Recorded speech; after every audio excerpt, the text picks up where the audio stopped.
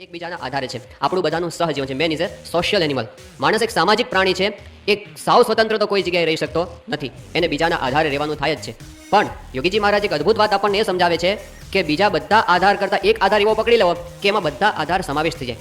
ભગવાનનો આશ્રય એક એવો આશ્રય છે અને ગુરુનો આશ્રય એક એવો આશ્રય છે જેમ હસ્તિપદમ સર્વપદમ આપણે કહીએ છીએ શાસ્ત્ર પ્રમાણે કે ગાયનું પગલું હોય, એક ભેંસનું પગલું હોય, એક બકરીનું પગલું હોય, એની ઉપર જો હાથીનું પગલું આવે તો બધા પગલાંનો સમાવેશ એની અંદર થઈ જાય.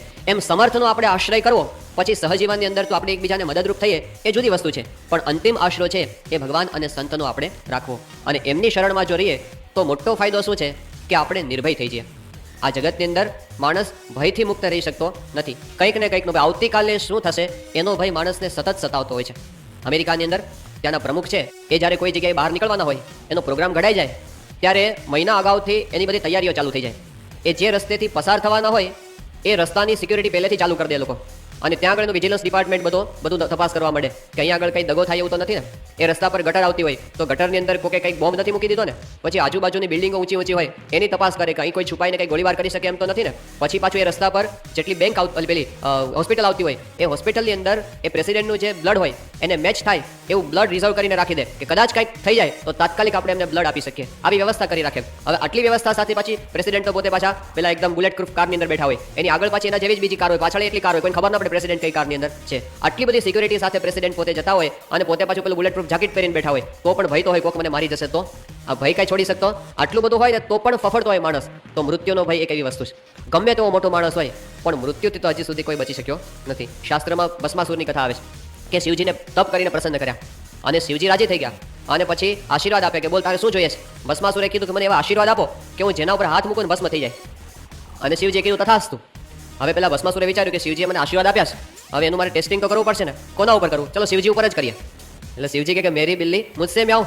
એ આગળ ભાગ્યા શિવજી કે આ તો ભારે નીકળો. આગળ શિવજી અને પાછળ ભસ્માસુર, અને દોડતા દોડતા ત્રિલોકની અંદર પેલો ભૂકેદની પીછો તે ફરતા દોડતા દોડતા છેક વૈકુંઠમાં પહોંચી ગયા. અને ત્યાં જઈને એમણે વિષ્ણુ ભગવાનને વાત કરી કે પેલો મારી પાછળ પડ્યો છે, તમે કંઈક એનો ઉપાય કરો. કે હું કરું ઉપાય? શું ઉપાય કર્યો? એક સુંદર સ્ત્રીનું રૂપ ધારણ કરીને ભગવાન પોતે વચ્ચે ઊભા રહી ગયા અને આ તો એકદમ સ્પીડમાં દોડતો હતો અને જેવું પેલું સ્ત્રીને જોઈ એટલે એકદમ બ્રેક લાગી ગઈ.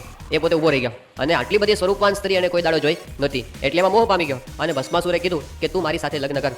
ત્યારે પેલી સ્ત્રીએ વાત કરી કે હું તારી સાથે લગ્ન કરું પણ એક શરત છે કે તું કે તારા માટે શું ના થાય, તારા માટે તો આકાશના તારા તોડીને લાવી દઉં, તું કે તે કરું બોલ, પણ મારી સાથે તું લગ્ન કર. કે જાજુ કઈ નહીં, તને ડાન્સ કરતા આવડે તો હું લગ્ન કરું. કે હા મને આવડે ને, નૃત્ય કરતા મને આવડે છે. પેલી સ્ત્રી કે એમ નહીં, તારે અત્યારે મારી સમક્ષ બતાવવું પડે તને આવડે. કે બતાવું કે હું જેમ નાચું છું એમ તારે નાચો. કે એમ નાચું. અને પેલી જેમ બાઈ નાચે એમ ભસ્માસુર નાચે. બે વખતથી ચાલતું આવે છે. તે નચાવ્યો પેલાને, જેમ બાઈ નાચે એમ પેલો ભસ્માસુર નાચે. તે નાચતા નાચતા ભસ્માસુર પેલા બાઈએ શું કર્યું? પોતાની માથા ઉપર હાથ મૂક્યો, પોતાના માથા ઉપર. એટલે ભસ્માસુરે શું કર્યું? પોતાના માથા ઉપર હાથ મૂક્યો. શું થઈ ગયું? જે થવાનું હતું એ થઈ ગયું. એટલે ત્યાં ને ત્યાં ભસ્મ થઈ ગયો. એ પણ મૃત્યુથી બચવા માટે આટલા બધા પ્રયત્ન, હું કોકને મારી નાખું, પણ એ પોતે મરી ગયો. તો બ્રહ્માનંદ સ્વામીએ કીધું છે કે કાલ કિસી કો ન છોડતા હૈ. એને કોઈને હજી સુધી છોડ્યો નથી. તો આપણે પણ બધાએ એક વખત એ પરિસ્થિતિમાંથી પસાર થવાનું છે. આ વાસ્તવિકતાને નજર સમક્ષ રાખો. લોકો શું કહે છે કે આપણે છે ને બહુ એવા અશુભ વિચારો ન કરવા. આપણે એવા અશુભ વિચારો ન કરવા. આપણે એમ વિચારીએ છીએ કે 5 વર્ષ પછી મારી એક દુકાન છે ને એમાંથી 2 દુકાન થઈ જશે. આપણે એમ વિચારીએ છીએ કે 10 વર્ષ પછી મારો દીકરો છે ને એ આપણે કલેક્ટર બની જશે. આપણે એમ વિચારીએ કે 15 વર્ષ પછી મારી ફેક્ટરી છે એની પ્રોડક્ટમાં આખી દુનિયા આખા ગુજરાતમાં ફેલાવી દઈશ. આવા કેટલા બધા વિચારો આપણે 10 વર્ષ પછીના, 15 વર્ષ પછીના, 25 વર્ષ પછીના કરીએ છીએ. આપણે એમ વિચારીએ છીએ કે આજે તો નહીં પણ આવતી ઇલેક્શનમાં, આવતી એની પછીની ઇલેક્શનમાં તો હું જરૂર ગુજરાતની અંદર ધારાસભ્ય બની જઈશ. આપણે આવું ઘણું બધું વિચારીએ છીએ. હવે હકીકત એ છે કે આપણે જે કાંઈ વિચારીએ છીએ એમાંથી કાંઈ નિશ્ચિત નથી. પણ એક વસ્તુ નિશ્ચિત છે. એ કઈ? મૃત્યુ તો નિશ્ચિત છે. આપણે જે વસ્તુ નિશ્ચિત નથી એના વિશે ઘણું વિચારીએ છીએ અને જે વસ્તુ નિશ્ચિત છે એના વિશે આપણે ક્યારેય વિચારતા નથી. પણ શ્રીજી મહારાજે તો આજ્ઞા કરી છે પોતાના ભક્તોને કે આ વિચાર નિરંતર રાખવો.